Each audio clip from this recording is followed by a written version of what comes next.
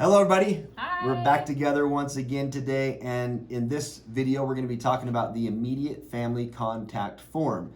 So this is the form that we were filling out during the at-need arrangement conference. So there are a couple of ways to go about doing this. One of them is, of course, if you have your aftercare representative available, that you can introduce them to the family. Typically it works best at the beginning of the arrangement conference. There might be other times that might work well, but as far as scheduling and things like that go, because we don't know how long an arrangement conference is going to last, sometimes it gets a little challenging when you say, well, I'll bring you in sometime in the middle, or I'll bring you in at the end of the arrangement conference, because we all know that sometimes that's an hour-long meeting or it's a 4-hour-long one, and it makes it really difficult to kind of schedule that with your aftercare representative. So if you're going to do it that way, I would encourage you to just coordinate with them before the family gets there, letting them know what time the family's going to be there. You guys can walk in together and they can go through the immediate family contact form, which they are trained to do. However, what we're finding in a lot of cases is that the aftercare rep is not always there and available, so this kind of now falls on the funeral director to fill out this form. So I just kind of want to go through a couple of things and ways to go about doing that in completing the form. Probably the best timing for doing this, and what we get feedback-wise from our funeral directors, is that in almost every situation, the funeral director leaves at some point to go and do some paperwork.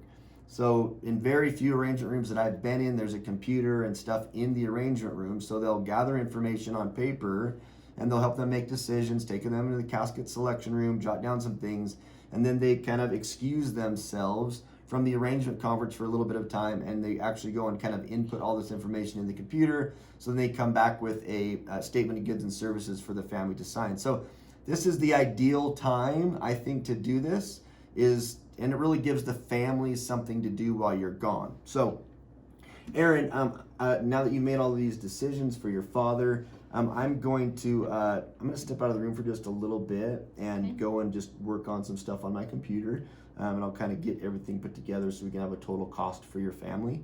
But while I'm gone, I kind of need for you to do me a favor, if that's okay. We really like to gather the names of everybody that came to the arrangement today.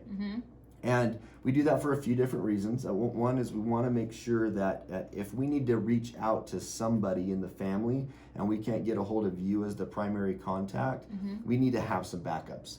Okay. That could be before the service, sometimes it's even after the service. So we just want to make sure we have more than one contact.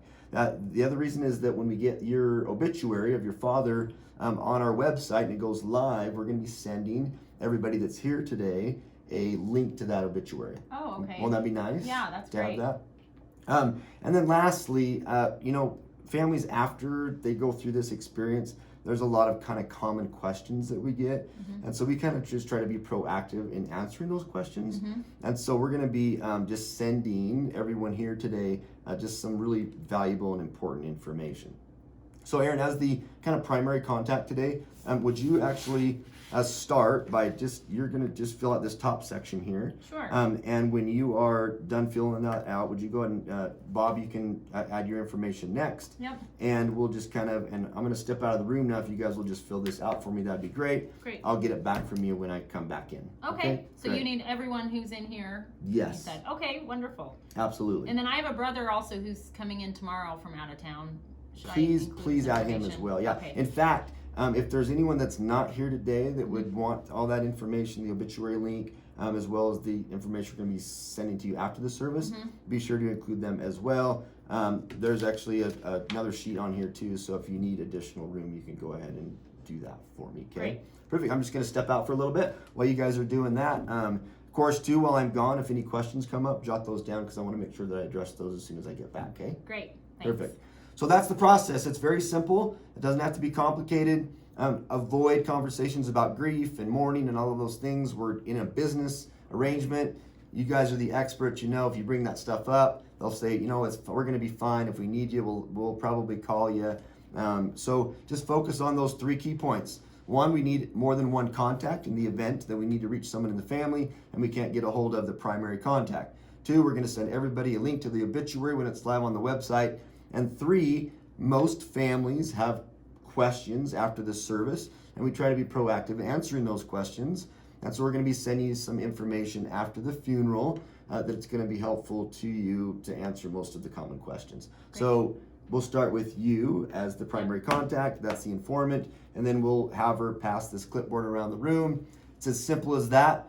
All you have to do from that point is just add, there's a little box at the bottom of the form here, which is the information on the deceased, the type of service, type of disposition, date of birth, date of death, religious preference, things like that. Make sure you fill that out. All you have to do is then fax that into us, and we will get all this information entered into the CRM system and make sure the families get the cards and the letters and the follow-up that we've promised them after the funeral. So I hope this is helpful to you. Yes. Give it a shot. Let us know what you think. Thanks for taking some time to watch the video. Thanks, everyone. Take care. Bye-bye.